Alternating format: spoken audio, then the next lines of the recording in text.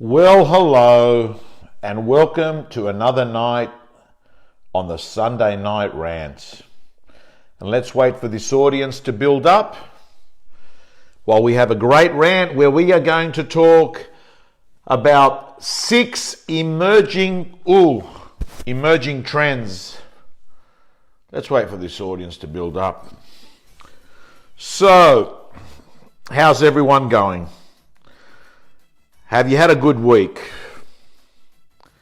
Let's wait for this audience to build up. Wowee. And what about if we use this one? Hi everyone, and welcome to the Sunday Night Rant. Okay, let's wait for this audience to build up. Okay.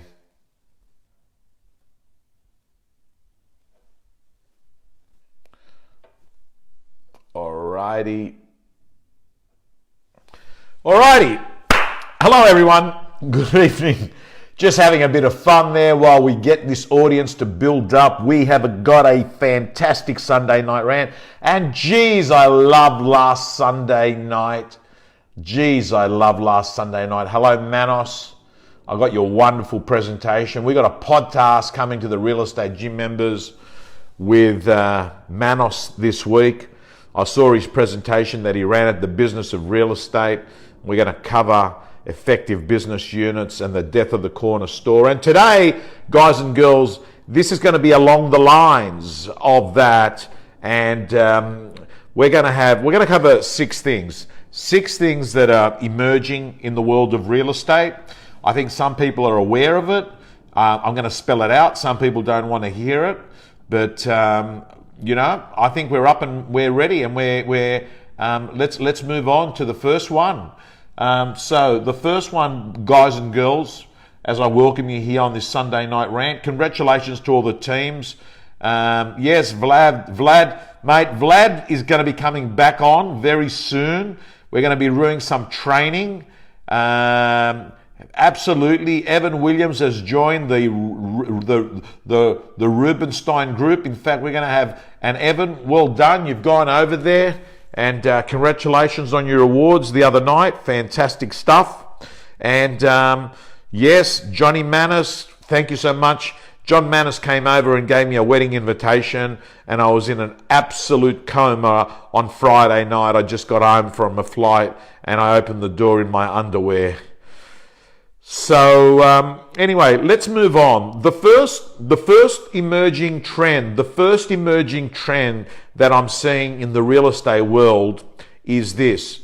I am seeing various Proptech and various other options that real estate agents are using in their business that is moving away from some of the existing methods. Example, there's a group of real estate agents, including Lisa Novak, who is on this live stream with her husband, Mark Novak. Hey Rob, how are you? Who are using the alternative of, before putting a property onto any other marketing, including any of the portals, including any print media, including any brochure, including anything else but social media. So we're seeing the emergence of various Proptech that is disrupting the current model. No question about it. And Mark uses the term pre-portal. So, in addition to that, there is a number of other organizations at the moment that I'm aware of. Many of them are social media sites. One I would actually describe as being the LinkedIn of real estate, is changing the way real estate is and will be transacted, how leads will be generated, and how people operate. So Lisa is now saying that she's made 19 plus sales now. So that's the first one. The second trend I'm noticing is this. There is an increase in commission splits between the old world and the new world of real estate. There is no question about it. The salesperson has become a far more important, significant person in the model.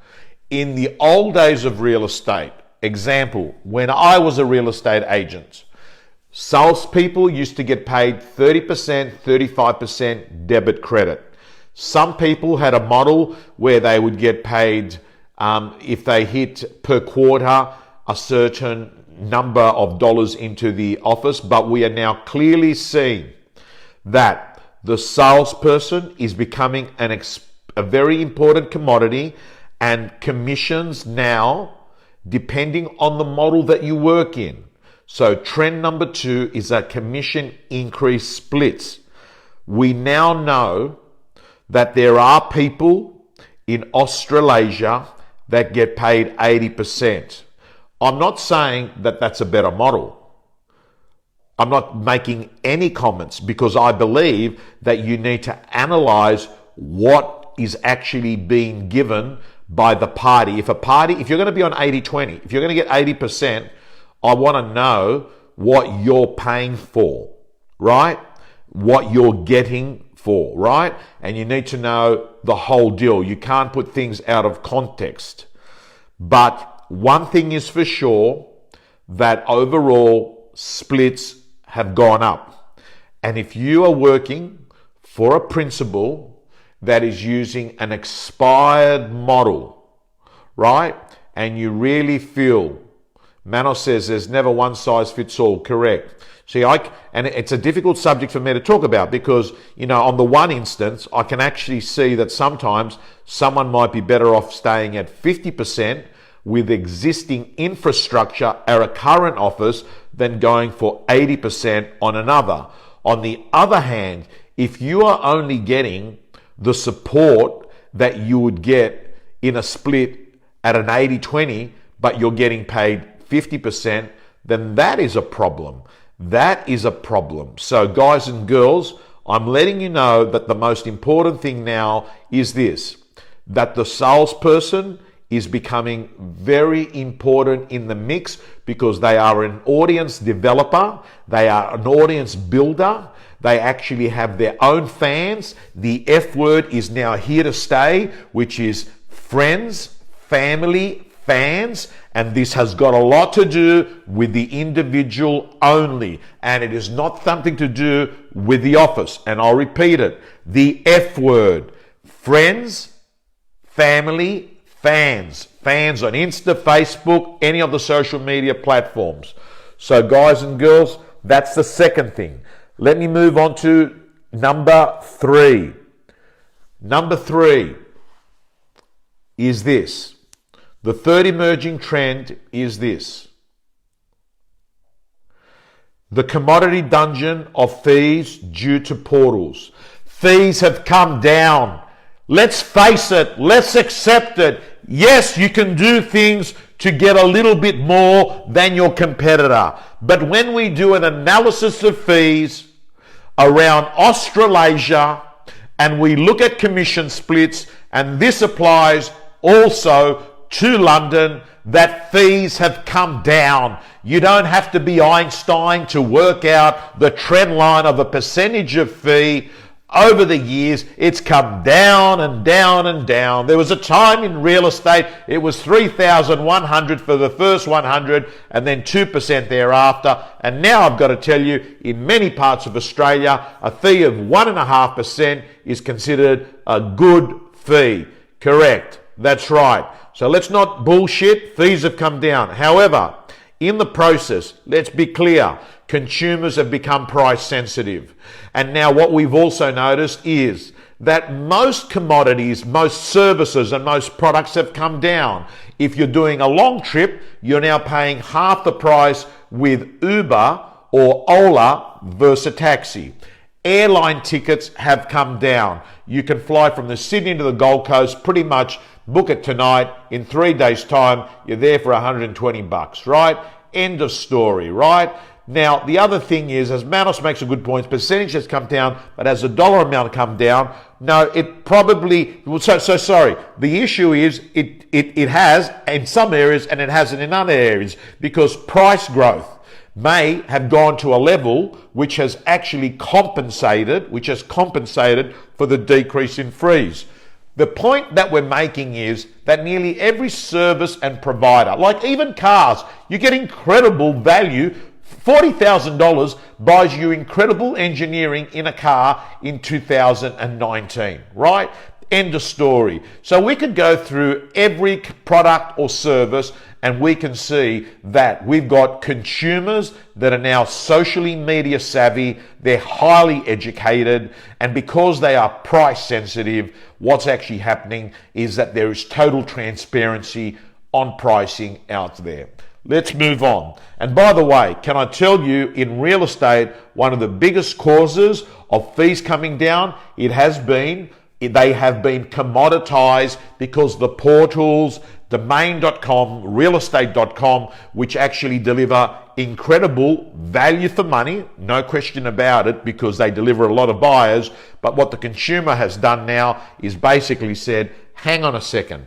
Am I going to have a real estate agent that is going to sit outside with an iPad, take names down, and then actually get paid $15,000, $20,000 because they were able to put a property up on a portal, a buyer saw it, came to the open and buys it, and consumers are sort of saying, hey, I get the importance of a real estate agent, right? They still see the value of a real estate agent, but what they're questioning is what should the value of that be? And what we clearly know is that fees have been impacted because now the consumers are thinking to themselves, does a real estate agent just put a property on a portal, and is that where most of the value comes in? Now, here's the deal. The deal is you've got to move away from the commodity dungeon. And the commodity dungeon is this, when basically you're the same, because if the three agents they call out are the same, a vendor will turn around and say, you're shit, who's the cheapest of the shittest? That is playing the commodity dungeon, guys and girls. And what you've got to do is move away from the commodity dungeon and actually turn around and, as Tom Ferry says, stack the cool. Stack the cool is to actually layer all these extra things that you do, which are features, and then move on and say, well, here is the benefit to you as the client, right? So what you've got to do is stack the cool, move away from being a commodity, and you've got to start being a value-added provider. Show more, do more, give more. So the client turns around and then they might say, hang on a second, you are 0.5% more expensive than the other agent I interviewed. However, you are also 5% better due to the following that you're doing. And one of those has to be, as Michael Tringali has indicated, negotiation. So negotiation skills becomes a very important part of the value proposition, because I have a belief that what a vendor also is paying for significantly in the commission is the conversation the real estate agent will have with the final buyer of the property. That is where a lot of the value comes from. And in fact, there is a law of negotiation that says 80% of the value of a negotiation will take in the last 20% of the time. Important law. 80% of the value of a negotiation will take place in the last 20%. And I think that good real estate agents will have extremely good dialogue that will say to a vendor, Mr. and Mrs. Vendor, hey, I know my fee is 2%, But what I'd like to remind you is that until you're happy with the price that we get for your property, it's all hypothetical, because I'll be getting paid zero because you won't be selling. And in that instance, Mr. and Mrs. Vendor, all you really have to decide right now is which is the agent you feel comfortable to have the final conversation with the buyer of your home. That's where the value is. Let's move on to trend number 4. Trend number 4, and that is there is becoming a tension between a principal of an office, the sales agent, and the data, right? So there's this fight going on, right? And that is like, who owns the data, right? Who owns the client? You're a salesperson. You work at an office. On the one hand, the principal wants you to be a high-profile agent. On the other hand, they're also concerned that your profile could become so big that they go to sleep at night and they're paranoid you're going to leave, right? And if you leave, what actually happens is, do you take the client with you? Do you take the relationship with you? And this is creating a lot of tension in real estate, right? Because in some cases, real estate agents are saying, I don't care, you come work here, you bring the data with you, what's yours, you can take if you leave. In other offices, what it is it's quite different.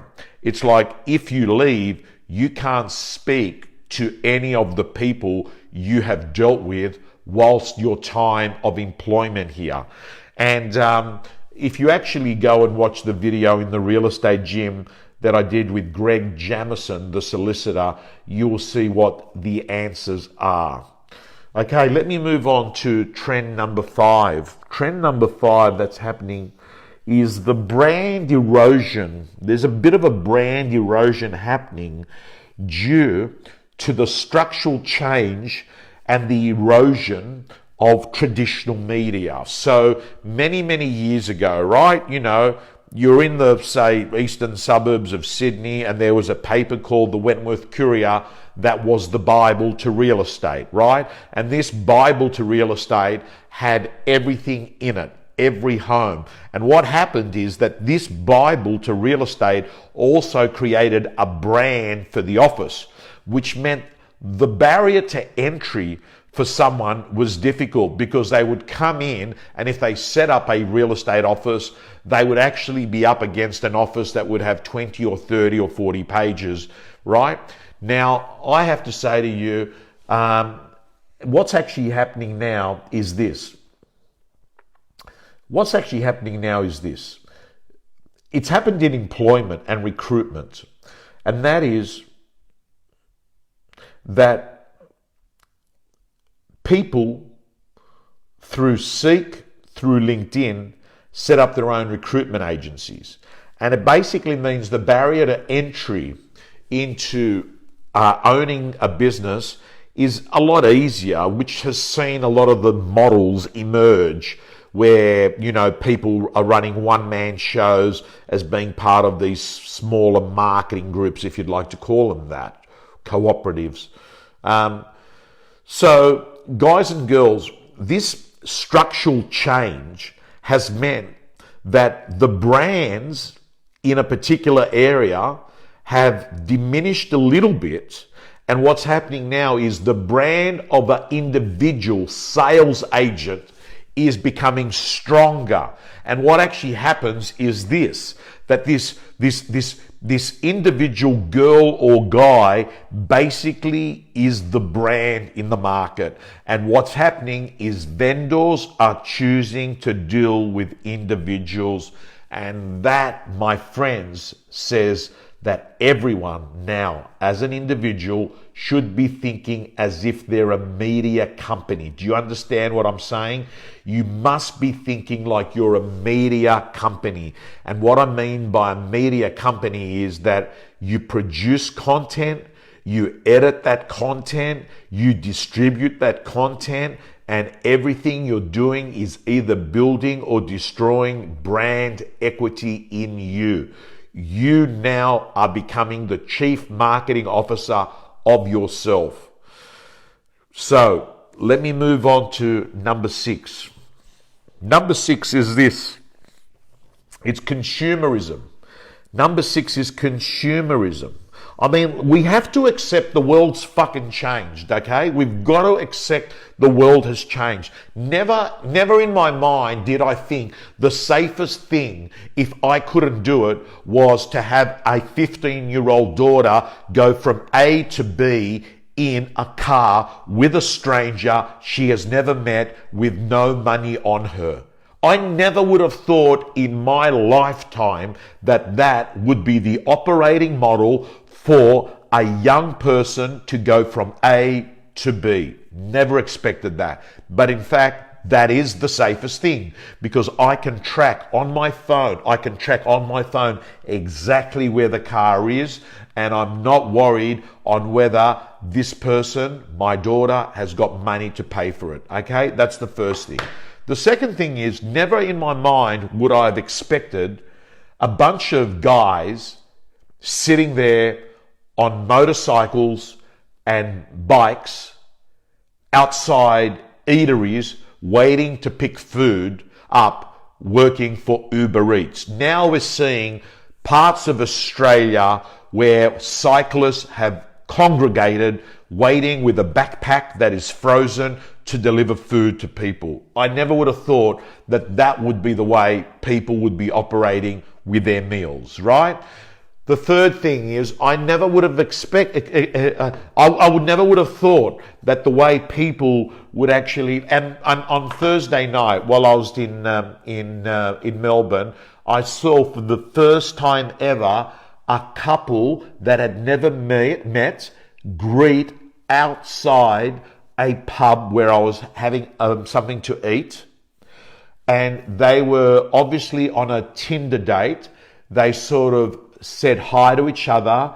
They gave a sort of brief greeting, kiss, whatever, and I've got to accept that people meet this way these days, and I have to accept that some of these relationships, maybe not the one I saw because it looked like a fucking mismatch, and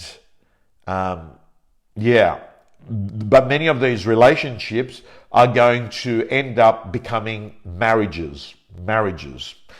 So what has consumerism in 2019 look like? Because this is trend number 6, consumerism 2019. Number 1 is that people are price sensitive. Number 2, people are time poor. Number 3, people are incredibly tech and socially media savvy, and the television has been replaced by the mobile phone, just like you're watching this instead of sitting down and watching a television show. They're also pretty educated, and that education has come via Google. And in addition to that, they want speed, as Shane has indicated, is the new currency. They expect to have a proposal from you if you're a real estate agent the same day, right? That's what they're expecting, right? So as Chris says, Uber real estate, shush, don't tell anyone. Look, I'm not quite sure whether Uber would want to get into real estate, because I have a view that there currently at the moment is people that are pretty good at providing incredible value for money in real estate. That's what I believe. And we've actually seen companies like Purple Bricks exit places like Australia because they obviously were not able to win market share, and they've chosen to exit, I presume. And why I presume that? Because they're not here. And you know what else? I would suggest that there's plenty of instances at the moment that are saying to me that the people that are winning in real estate at the moment are people that are providing fast service, good service, and at a fair price, and they're smashing it. Now, guys and girls, there's 6 emerging trends. Now what I want to do is cover 5 things that I think you need to overcome as an individual to win. Let's go through them.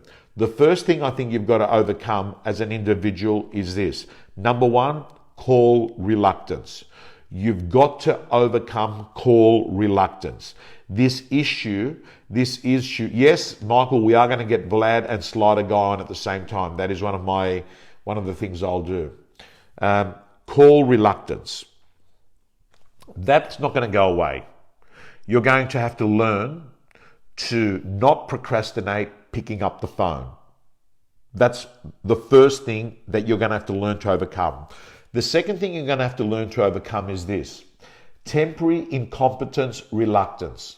There's this thing called temporary incompetence. It's when you do something for the first time, you're rather incompetent, right? And then that is only temporary, because the second time you do it, you're less incompetent. And then the third time, you're even less. And there comes a time when you actually become competent. And I'm saying to you, every person that was competent was once incompetent. And what you've got to understand is you've got to overcome temporary incompetence. And this applies to whether you're doing the chest press at the gym. This applies to whether you're going running for the first time. And this applies for whether you're using a new piece of script or dialogue that you've picked up in the real estate gym and you think, today I'm going to try that dialogue, right? That is what I mean by temporary incompetence reluctance.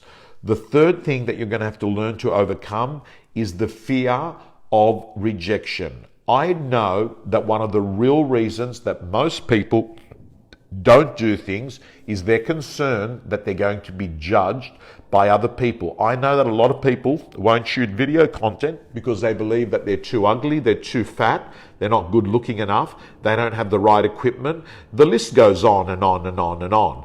But generally speaking, what it is, it's this insecurity about the judgment of other people. Hey, listen here. If there's some idiot in Adelaide that's going to say something nasty to you online, why would you fucking care? Why would you care about someone that is not one of your closest friends or family, right? Why would you actually, why would you back their view more than your view? Number 4, the fourth thing you're going to have to learn to avoid and stop putting off is video content creation. You are going to have to participate. 5G is here. Next set of phones that come out have got 5G. Video is going to be flying. There is no buffering. Guys and girls, I'm telling you alone that here, my whole business model and many real estate agents' models these days are purely based on a video-first strategy. The last one that I'd like you to let go and you're going to have to overcome is attachment. Your attachment to anything. Guys and girls, listen to me very carefully. Nothing is permanent. Your current health is not going to stay this way. Your fingernails are now growing. Cells are also growing. Things are changing. Everything is actually just flowing. Nothing is static.